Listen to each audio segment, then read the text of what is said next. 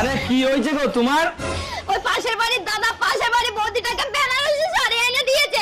ওই বেনারসি শাড়িটি যদি তুমি আমাকে না কিনে এনে দিয়েছো না, তাহলে ওই বৌদির সামনে কিন্তু আমি লজ্জায় মুখ দেখাতে পারবো না। আরে দাইতি কাঁদার কি আছে, আমি তোমাকে এক্ষুনি এনে দিয়েছি, তুমি 5 মিনিট দাঁড়াও। কই গো, এই দেখো তোমার জন্য বেনারসি শাড়ি নিয়ে আইছি।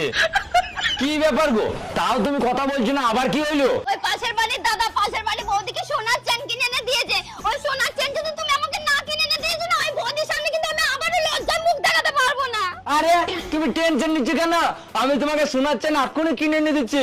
কই গো, এই দেখো তোমার জন্য সোনার চেন এনেছি।